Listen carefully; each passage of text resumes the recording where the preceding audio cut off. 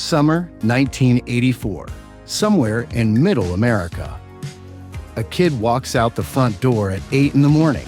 No phone, no plan. No adult watching from the window. The screen door swings shut behind them, and just like that, they're gone. Into the neighborhood, into the day, into whatever the next 12 hours decides to become. Nobody worried. Nobody called. Nobody expected them back until the streetlights came on. This is what growing up in the 1980s actually looked like. Riding bikes for hours, alone, without a helmet. There was a freedom to it that's almost impossible to explain to anyone who didn't live it. You climbed on your bike in the morning and you just rode. Through neighborhoods you half knew. Down streets that felt longer when you were 10. Past the school, past the park, past the edge of everything familiar, and then a little further just because you could. No helmet, no knee pads, no wrist guards. Nobody handed you a safety briefing before you pushed off the driveway. The bike was yours. The road was yours. The afternoon was yours. Parents didn't ask where you were going because the honest answer was simply away. Away was enough. Away was the whole point. Falls happened. Scrapes happened. You picked yourself up from the asphalt, checked if anything was bleeding seriously enough to go home for. And if the answer was no, you got back on the bike. Bicycle helmets existed in the 1980s, technically.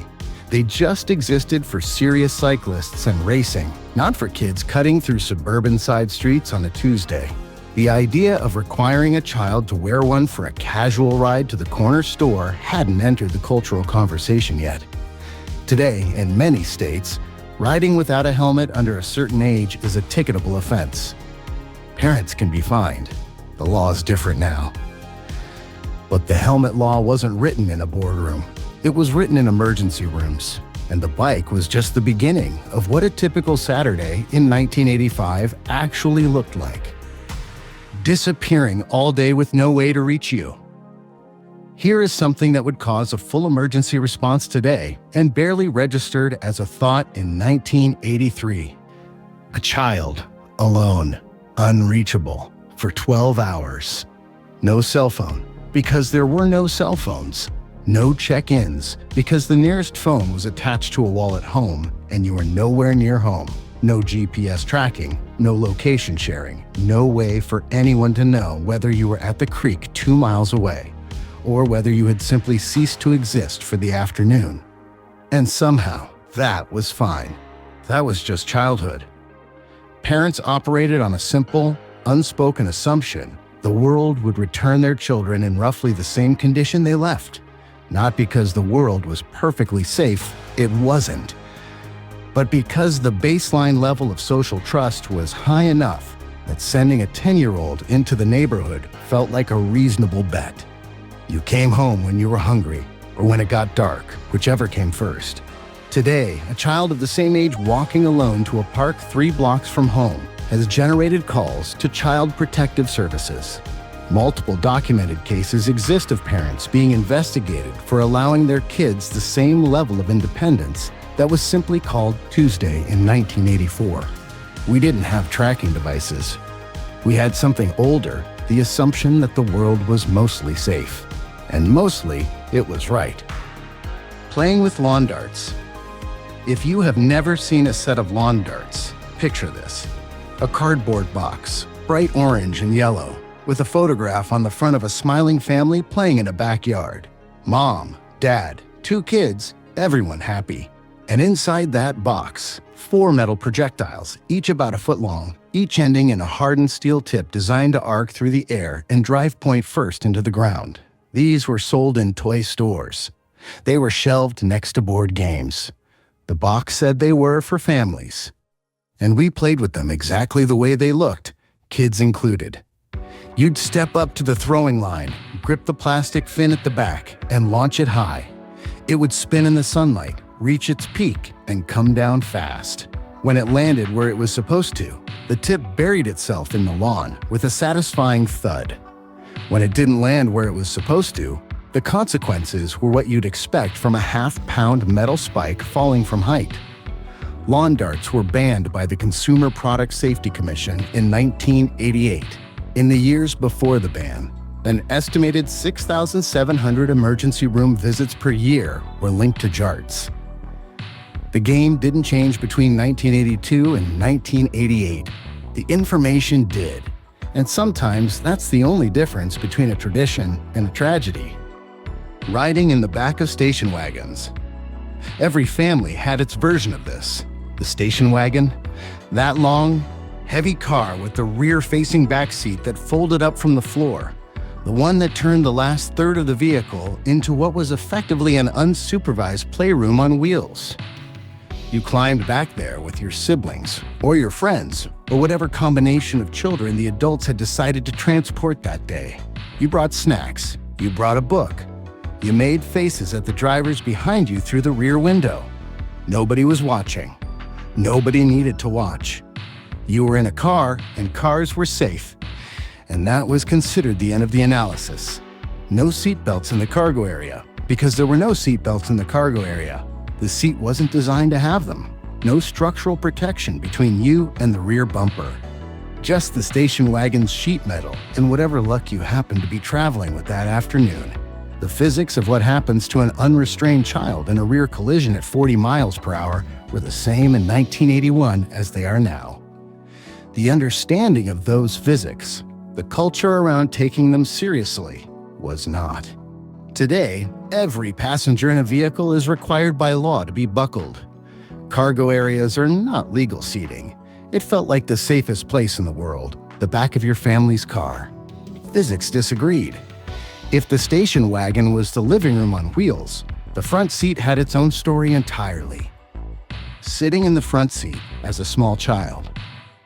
Being allowed to sit in the front seat was a privilege, not a default, not a right or reward. You were good on the drive, you got the front seat on the way home. You were the oldest, you got the front seat. You were the only one awake, you got the front seat. And so 5-year-olds, 6-year-olds, kids barely tall enough to see over the dashboard, rode shotgun on family trips across the country without a second thought. There were no car seat requirements for children over a certain age. There were no rear-facing infant seat laws. There were no airbag warning stickers on dashboards because dashboards didn't have airbags. And by the time they did, in the late 1980s and early 1990s, nobody had quite worked out yet what high-velocity airbag deployment does to a small body sitting 18 inches away from it. What there was in every car was the reflex. The moment the brakes came on hard, one parent arm shot across the passenger seat, fast, automatic, without thought. Researchers actually documented this in studies on parenting behavior. They called it the bracing response. Parents called it nothing. It was just what you did. It was never going to stop you in an actual crash, but the instinct behind it that was real. That part was always real. The hidden waters of youth. It was never about the public pool. The public pool had lifeguards, rules, and adults reminding you not to run. For many kids growing up in the 80s, the real summer adventures happened in the quiet corners of nature. The old quarry outside of town, filled with deep blue-green groundwater. The calm river bend where the current slowed just enough. The stillness of a countryside pond behind a family property, where the depth was an unsolved mystery. It was a time of unfiltered freedom.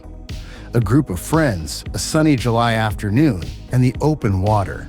You'd find a high rock ledge or a rope swing, leaping into the cool water while the hours stretched out endlessly.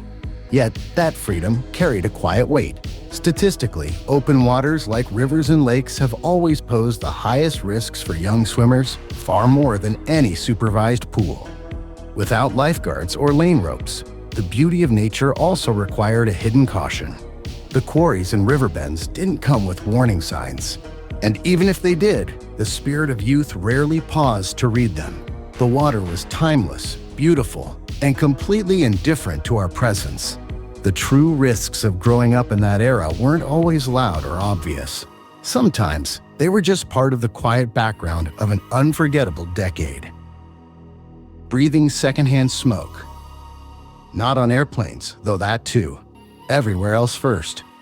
The family car on a 6-hour drive to visit relatives. Both windows cracked exactly 1 inch. Your father or your mother, or both, going through a pack and a half between here and there while you sat in the back seat with no ability to open the door, no alternative air supply, and no cultural framework for asking anyone to stop. It wasn't malice. Nobody in that car thought they were doing anything wrong. Smoking was normal. Smoking in a car with children was normal. The no smoking sign in a family vehicle would have seemed, to most people in 1983, like a sign in your own kitchen telling you not to cook. The EPA formally classified secondhand smoke as a carcinogen, a substance known to cause cancer in humans, in 1992. Before that year, there was no official government position on the matter. There was research, there were concerns, there were scattered warnings. But the settled, authoritative answer that secondhand smoke causes cancer was not yet the kind of thing that appeared in a school health class or a doctor's waiting room. The science that would have changed that car ride hadn't been put in front of enough people yet. Nobody in that car was trying to hurt you. They were doing what people did. And they didn't know what they didn't know. Running errands alone.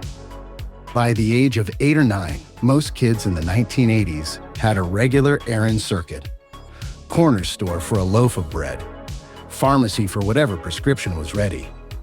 Newsstand for the Sunday paper. These were not occasional events. They were routine contributions to running a household, assigned to children the way you'd assign them to a reasonably capable adult. And the people behind those counters helped you without hesitation because they knew you. They knew your family. The transaction was built on the kind of neighborhood familiarity that made age feel largely beside the point. What made this different from today wasn't just that children were trusted with money and errands. It was what those errands sometimes included. There are people who grew up in the 1980s who can tell you, without exaggeration, that they were sent to the corner store to buy a pack of cigarettes for a parent. Not as a strange exception, as a thing that happened. The person behind the counter handed over the cigarettes because the kid had the right amount of money and a parent's name attached to the request, and because nobody had yet made it illegal, or even meaningfully unusual, to sell tobacco to a minor through a proxy. The store owner knew your name, knew your parents, and handed you exactly what you asked for. Trust was the currency. Age was just a number. The weight of early independence. For a 10-year-old in the 80s, certain gifts marked a rite of passage. A classic air rifle wasn't seen just as a toy, but as a lesson in responsibility. It was a real piece of equipment that you practiced with in the backyard, aiming at aluminum cans on a fence post or paper targets tacked to a tree. Parents usually handed it over with a few strict rules. Never point it at anyone, and never keep it loaded indoors. Beyond that, it was up to you to navigate the responsibility. Summer brought a similar test of independence with seasonal fireworks. In the weeks leading up to July, roadside stands would appear, and you'd spend your allowance on whatever caught your eye: sparklers, Roman candles, or things that spun across the driveway. Back then, it was common for groups of friends to gather in the yard, lighting them under the summer sky, learning the boundaries of caution firsthand.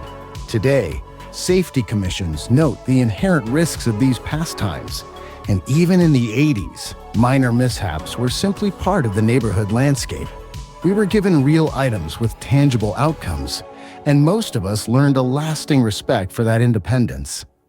For those who faced tougher lessons, their experiences remain a defining part of that generation's story. And perhaps nothing captures that unique era of independence more clearly than what was happening within the school walls themselves. The boundaries of discipline. In many 80s classrooms, a wooden paddle hung quietly behind the teacher's desk. It wasn't everywhere, but it was common enough that most children of that era understood exactly what it represented. It stood as a silent symbol of authority, and everyone in the room knew the boundaries it enforced. If a line was crossed, strict discipline followed right then and there. Once the moment passed, the lessons simply continued. During that era, schools maintained a direct authority over student conduct. In most places, strict physical discipline was a standard part of the educational system, supported by a 1977 Supreme Court ruling regarding public schools. For decades, that authority went unquestioned.